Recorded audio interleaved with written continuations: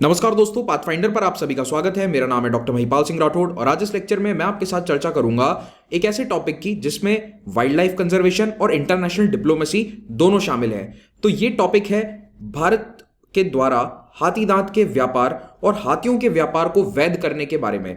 तो भारत का इस पर क्या स्टांस है, क्या इसमें चेंजेस होने जा रहे हैं, कानून किस तरह से बदल रहा है और साइटीज का एवरी ट्रेड वोट क्या था, ये सभी पॉइंट्स को हम डिस्कस करेंगे इस वीडियो में। आगे बढ़ने से पहले पाथफाइंडर चैनल को सब्सक्राइब करना ना भूलें और मेरे टेलीग्राम चैनल से जुड़कर आप मेरे लेक्चर्स के अपडेट्स और पीडीएफ को प्राप्त कर सकते हैं। आई एम श्योर आप सभी को यह जानकारी होगी कि लगभग 2 महीने पहले भारत में चीतास को लाया गया नामीबिया से और उन्हें वाइल्ड में री इंट्रोड्यूस किया गया है। एक समय पर चीता, लायन, टाइगर, लेपर्ड ये सब भारत में बहुत कॉमन थे, लेकिन धीरे धीरे चीतास एक्सटिंक्शन के कगार पर आ जाते हैं। तो अगर हम पुराने हिंदू टेक्स्ट देखें या केव पेंटिंग्स देखें, वहां पर भी चीता का मेंशन हमें मिलता है।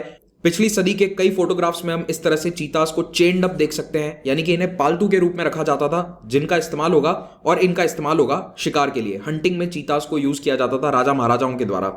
लेकिन आजादी के बाद भारत में चीता एक्सटिंक्ट हो जाता है क्योंकि इसका बहुत ज्यादा शिकार कर दिया गया या फिर अन्य रीजंस भी थे इसमें। और ये जानवर जो इतना सुंदर है, दुनिया में सबसे ज्यादा तेज दौड़ता है, ये भारत में अब मौजूद नहीं था। 2022 में फाइनली इसे नामीबिया से यहां पर लाया गया। 8 अफ्रीकी चीते नामीबिया से भारत पहुंचते हैं, मध्य प्रदेश में पहुंचते हैं और अब इन्हें धीरे धीरे वाइल्ड में री इंट्रोड्यूस किया जा रहा है। लेकिन चीतों की इन भेंट के बदले में नामीबिया ने भारत से क्या मांगा, अब इसके बारे में भारत सरकार ने ऑफिशियली कोई जानकारी देने से मना कर दिया है। लेकिन एक बहुत इंपॉर्टेंट संकेत हमें मिला है पिछले महीने हुए साइटीज के वोट में। तो मामला पूरा क्या है, देखिए, नामीबिया कई सालों से कोशिश कर रहा है कि आइवरी ट्रेड यानी हाथी दांत के व्यापार पर लगा बैन हटा दिया जाए, क्योंकि नामीबिया में बहुत हाथी हैं, हाथी दांत बेचकर नामीबिया बहुत पैसे कमा सकता है। तो इसी चीता की डील के बाद नामीबिया ने भारत से कहा कि आप हमारी मदद कीजिए इस वोट में।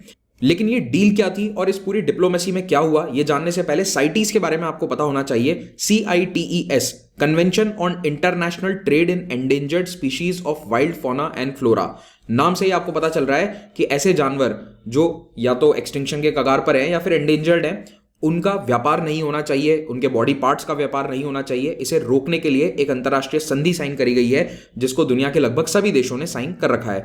तो साइटीज अंतर्राष्ट्रीय स्तर पर वाइल्ड लाइफ के ट्रेड को, व्यापार को रेगुलेट करता है, बैन भी करता है बहुत सी चीजों को और कुछ एक्सेप्शनल केसेस में अलाउ भी किया जाता है। तो देखिए, जितने भी mostly wild life body parts हैं वो बैंड हैं साइटीज के अनुसार। 1975 में ये कन्वेंशन इफेक्ट में आया था और इसने दुनिया की जो ज्यादातर बड़ी बड़ी स्पीशीज हैं जो एंडेंजर्ड हैं उनको 3 हिस्सों में बांट रखा है, 3 अपेंडाइसिस में है। और जो अपेंडिक्स 1 है उसमें जो भी स्पीशीज है उसका कोई बॉडी पार्ट, ना तो उसकी स्किन ना उसका नाखून, कुछ भी बेचा नहीं जा सकता accept in very specific circumstances, अगर साइटीज अलाउ करे तो।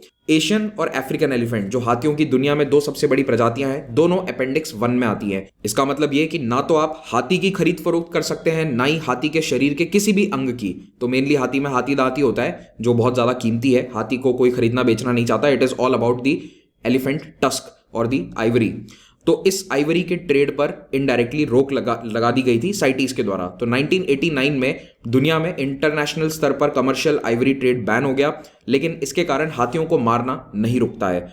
अब साइटीज के बारे में 2-3 बेसिक बातें जान लो। इंडिया 1976 में इसका सदस्य बना और रेटिफाई कर दिया साइटीज कन्वेंशन को, और इसके कारण हमने अपने कानूनों में भी कुछ बदलाव किया। साइटीज की तीसरी कॉन्फ्रेंस 1981 में दिल्ली में हुई थी और इसी कॉन्फ्रेंस में ये हाथी दांत वाला जो सिंबल है, आप देखो आइवरी ट्रेड इतना इंपॉर्टेंट है कि इनके लोगों में, साइटीज के लोगों में ही हाथी दांत है और ये भारत के द्वारा ही सुझाया गया था। तो इंडिया भी हमेशा से आइवरी ट्रेड के खिलाफ रहा है।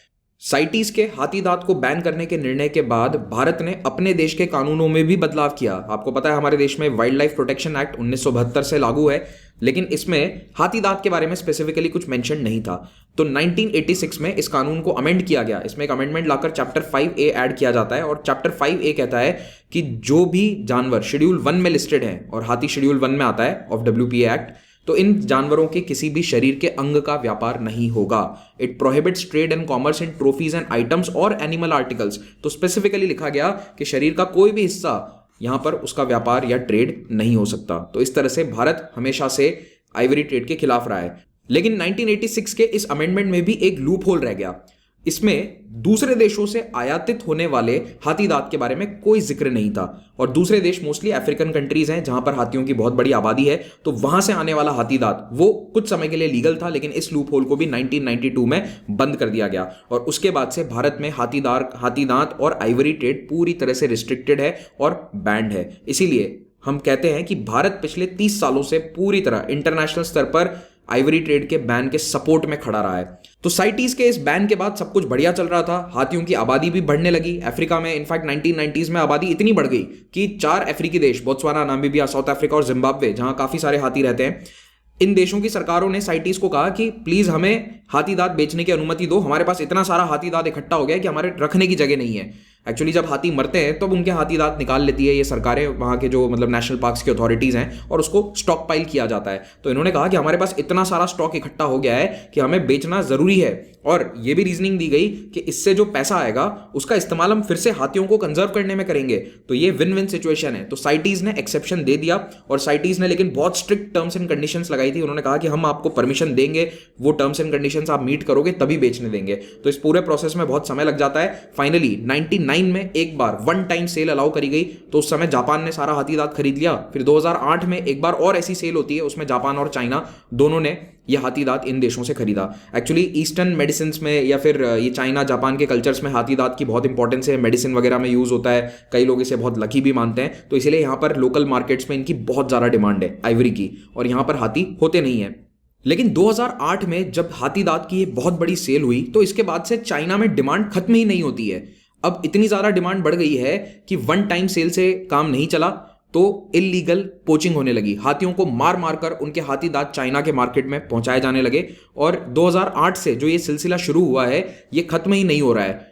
2008 के बाद से IUCN ने भी कमेंट किया है कि हाथियों की आबादी लगातार कम हो रही है, और 2011 में तो बहुत पोचिंग हुई थी, कई सारे हाथियों को मारा गया था 2011 में। तो दूसरे भी रीजंस हैं इनकी आबादी कम होने के, इनके लिए जो हैबिटाट है वो कम होता जा रहा है, हैबिटाट फ्रेगमेंटेशन हो रहा है, ये सब रीजन है, लेकिन पोचिंग भी सबसे बड़ा रीजन है।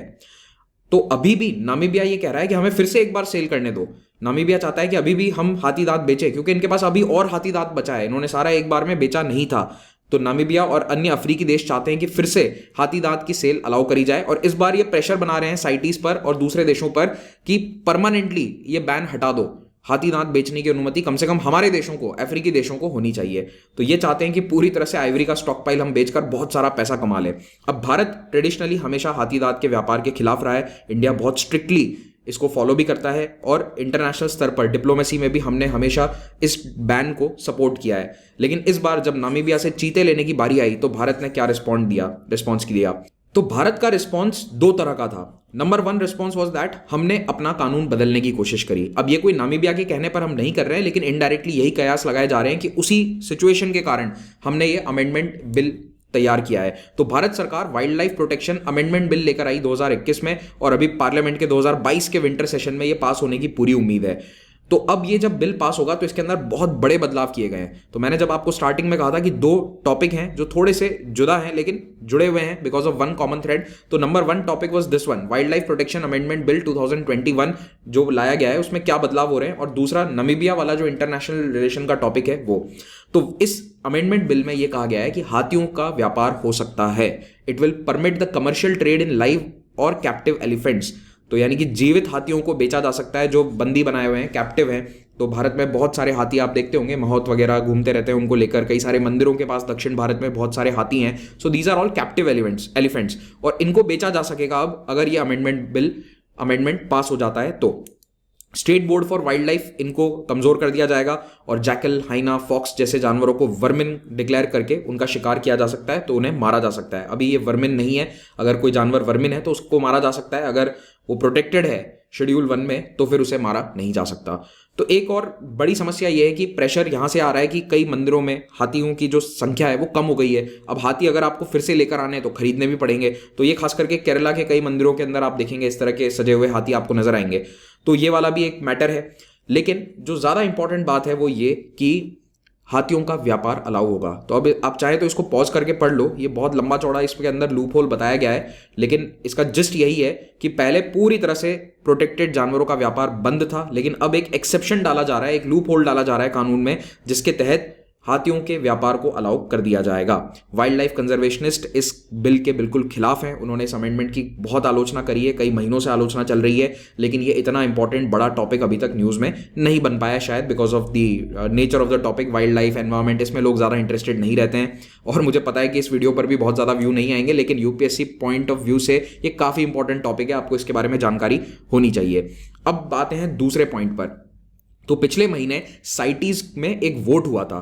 तो साइटीज संगठन के सारे मेंबर आए और उनकी एक बैठक हुई थी, जो बैठक होती रहती है। साइटीज COP 19 हुआ था, कॉन्फ्रेंस ऑफ पार्टीज 19, और ये पैनामा सिटी में हुई थी। और यहाँ पर एक वोट करवाया गया कि क्या आइवरी ट्रेड लीगलाइज होना चाहिए या उस पर जो लगा हुआ बैन है वो हटा दिया जाए। इस बार भारत ने इस वोट में एब्सटेन किया। India did not vote against removing the ban. तो हम कायदे से भारत को वोट करना चाहिए था कि बैन को रखा जाए, इस बैन को नहीं हटाया जाए, लेकिन भारत ने एब्सटेन किया। वी डिड नॉट वोट, हमने अपने आप को एब्सटेन किया और ये माना जा रहा है कि नामीबिया के कारण ही हमने ऐसा किया है। So we supported Namibia and South Africa, जो हमारे पार्टनर्स हैं, और अल्टीमेटली ये वोट डिफीट हो गया। ये प्रपोजल 83-15 से डिफीट हुआ। 83 कंट्रीज ने कहा कि नहीं, ये अलाउ नहीं होना चाहिए, बैन अभी भी जारी रहे। 15 देशों ने कहा, मोस्टली अफ्रीकन कंट्रीज ने कहा कि बैन हटा दो।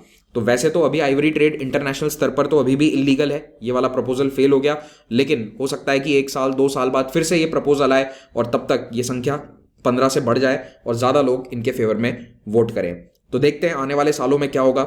हमारे लिए ज़्यादा चिंता का विषय यह है कि भारत में एलिफेंट्स के व्यापार को लीगलाइज करने का पूरा प्लान है। अगर वो बिल पास हो गया तो फिर ये ट्रेडिंग पॉसिबल होगी and which will be counter intuitive to wild life protection act, the original one. आप लोगों का इस बारे में क्या कहना है कमेंट सेक्शन में बताइएगा। PDF आप मेरे टेलीग्राम चैनल से डाउनलोड कर सकते हैं। अगर यूपीएससी एग्जाम की तैयारी कर रहे हैं तो देश के बेस्ट एजुकेटर्स लाइव पढ़ाते हैं अनअकैडमी प्लेटफॉर्म पर। अगर आप एग्जाम के लिए सब्सक्रिप्शन लेना चाहते हैं या फिर बेस्ट डिस्काउंट प्राप्त करना चाहते हैं तो इस नंबर पर आप कॉल करके बोलिए कि मैं महिपाल सर का वीडियो देखकर आ रहा हूँ और आपको सारी जानकारी मिल जाएगी। अनअकैडमी के सभी कोर्सेज पर, सभी सब्सक्रिप्शन पर आपको 10% डिस्काउंट मिलेगा अगर आप महिपाल कोड का इस्तेमाल करते हैं। Go for the 1 year course. At least UPSC की तैयारी में 1 साल मिनिमम लग जाता है, तो आपको वो कोर्स लेना चाहिए। अभी हमारा एक रिवीजन बैच आ रहा है, तो इस बैच को आप ज्वाइन कर सकते हैं। 15 दिसंबर से ही स्टार्ट होने वाला है। लक्ष्य बैच है, ये प्योर हिंदी में है। पहले हम ऑलरेडी इंग्लिश और हिंग्लिश वाले बैचेस लॉन्च कर चुके हैं रिवीजन के, उनको भी आप ज्वाइन कर सकते हैं। वो 1 दिसंबर से स्टार्ट हुए थे।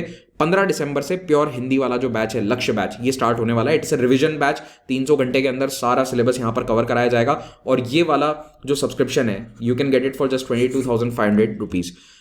प्रीलिम्स के लिए जो लॉन्ग टर्म बैच होता है 2024 की तैयारी के लिए, वो भी 15 तारीख से नया स्टार्ट हो रहा है। और CSAT के लिए भी हम 12 दिसंबर से एक अलग कोर्स लॉन्च कर रहे हैं। ये प्राइस नहीं, आपको डिस्काउंटेड प्राइस मिलेगा if you are using the code Mahipal. सारे कोर्सेज हमारे EMI ऑप्शन पर भी अवेलेबल हैं। लास्ट फाइल प्रोग्राम स्टार्ट होने वाला है मेंस का रिजल्ट में। जिसने भी क्वालिफाई किया इंटरव्यू में, do join in this program. Link नीचे डिस्क्रिप्शन में आपको मिल जाएगा। डाउट्स एंड सॉल्यूशन सेक्शन को भी आप जरूर चेक कीजिए। Thank you so much, have a great day.